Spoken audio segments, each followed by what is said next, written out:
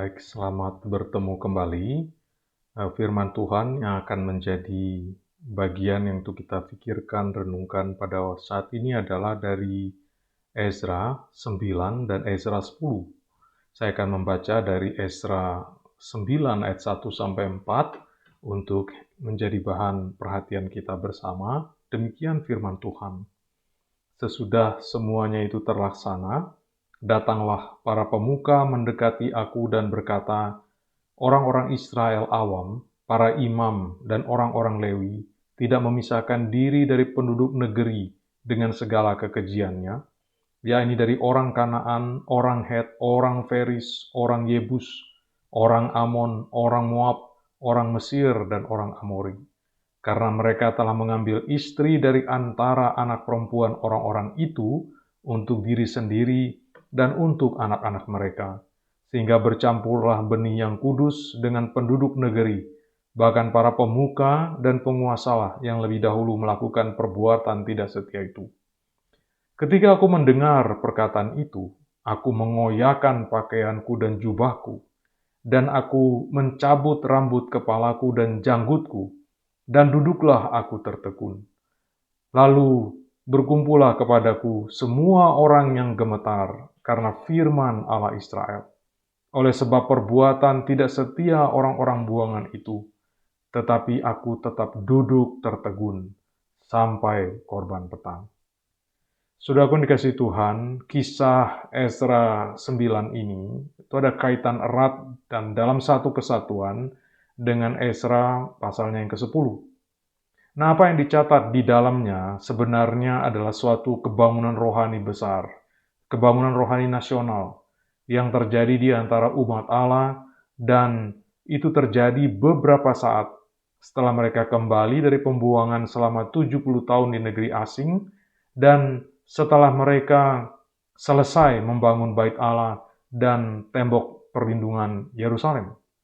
Nah, kalau kita memperhatikan dan membaca dua pasal itu baik-baik, kebangunan rohani itu sebenarnya berpangkal pada kesadaran yang begitu kuat yang dirasakan secara khusus oleh Ezra dan juga sebagian orang yang duduk bersama dia pada waktu itu akan dua hal penting yang muncul di sana.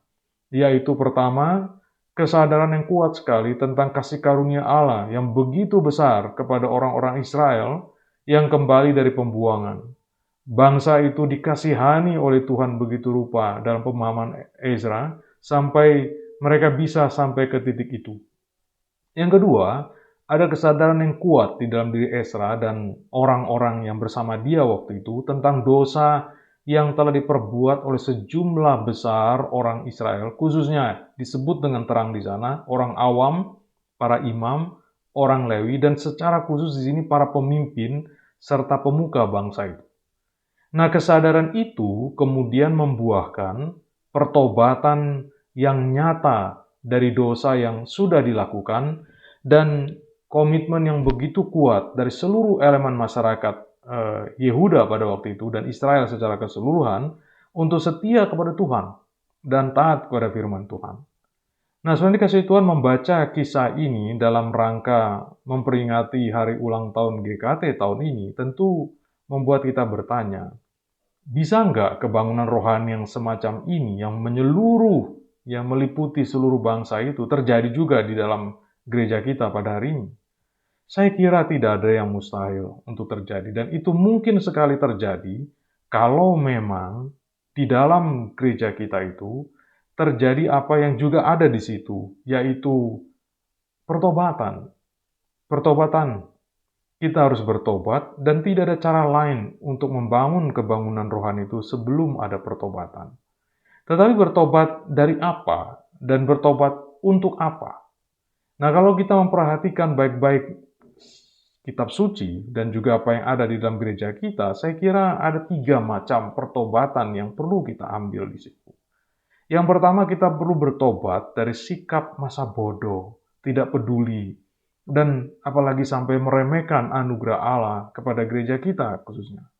Secara kelembagaan, saudaraku, gereja kita itu umurnya di tahun 2022 ini 83 tahun. Kalau kita hitung dari tahun 1939. Tetapi kalau kita belajar lebih baik, gereja kita itu usianya sebenarnya jauh lebih panjang, lebih dari 100 tahun umurnya di Indonesia ini.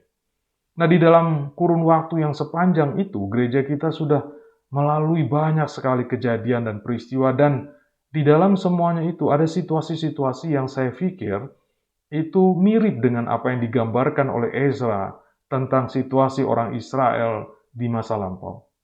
Ada situasi-situasi di mana GKT di dalam sejarahnya itu seperti menggunakan bahasa Ezra di dalam doanya itu diserahkan ke dalam kuasa raja-raja negeri, ke dalam kuasa pedang, ke dalam penawanan dan penjarahan, serta penghinaan di depan umum pada zaman dan masanya pada masa itu. Nah, berkali-kali gereja kita dan dua lembaga pelayanan yang didirikan oleh gereja kita, itu STT Aletheia dan juga Sekolah Kristen Aletheia, itu menurut hitung-hitungan manusia, semestinya itu sudah berhenti. Nggak bisa diteruskan lagi. Tutup, lenyap, ditelan oleh zaman. Karena memang kita tidak kuat secara manusia untuk menghadapi zaman. Tetapi oleh karena kasih karunia Allah, gereja ini dan juga lembaga-lembaga pelayanannya, sangat kita bisa lihat sekarang masih terus hidup dan terus melakukan karya pelayanannya. Nah, seperti kepada sisa orang-orang Israel di pembuangan, ada masa di dalam sejarahnya gereja kita itu, Allah memberikan orang-orang seperti Kores, yang selama hidup gereja kita sebelumnya tidak pernah terfikir akan muncul orang-orang seperti itu.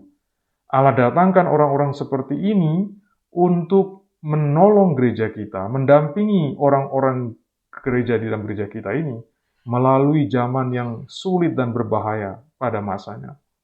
Di dalam anugerah Tuhan kepada gereja kita ini, Allah membuat tahun-tahun yang penuh kesulitan dan kesukaran itu justru menjadi saksi mata dari pertumbuhan paling pesat yang pernah dialami oleh gereja Kristus. Nah, di hadapan anugerah Allah yang demikian besar ini, apa sikap kita?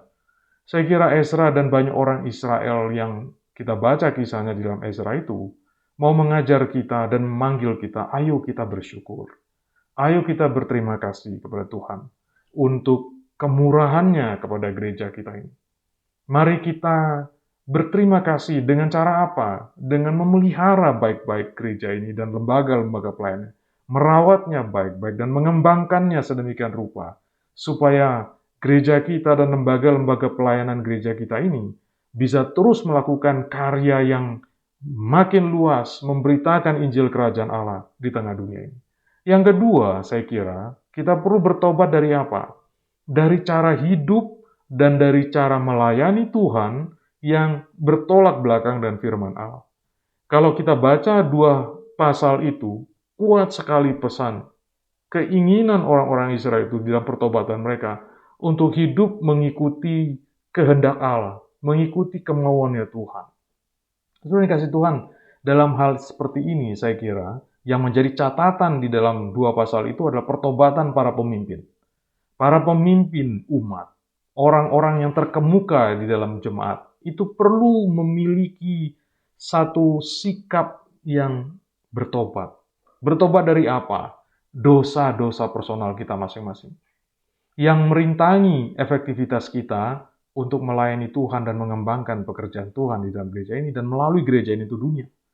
Kita juga perlu bertobat dari cara-cara hidup yang hanya mengejar kesenangan, kenyamanan, kesukaan, dan kemegahan diri kita sendiri dan tidak menyelesaikan dan tidak melayani apa yang Tuhan mau lakukan melalui hidup kita dan melalui pelayanan kita.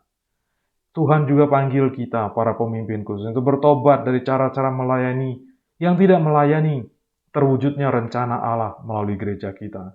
Dan yang tidak melayani maksud dan keinginan Tuhan melalui gereja kita untuk masyarakat di sekeliling gereja kita. Yang ketiga, saya kira kita perlu bertobat untuk kembali bergairah di dalam mencari dan mengenal kehendak Allah di dalam Alkitab, di dalam kitab suci. Kita perlu kembali bersemangat untuk melakukan apa yang kita tahu dari firman Allah. Pertobatan itu, saudara pun kasih Tuhan, hanya akan begitu saja dan tidak akan lengkap bila tidak dimakotai dengan satu gairah yang kuat, yang baru untuk melakukan kehendak Allah, mencari kehendak Allah, mengenal kehendak Allah, menemukan kehendak Allah untuk diri kita, keluarga kita, gereja kita, dan melalui kehidupan gereja kita ini untuk dunia di mana kita diutus. Nah, kalau 3 macam pertobatan ini ada dan hadir di dalam hari-hari hidup kita kini dan ke depan, saudara dikasih Tuhan, kebangunan rohani yang terjadi di zaman Ezra itu tidak mustahil, akan terjadi juga di zaman kita. Amin.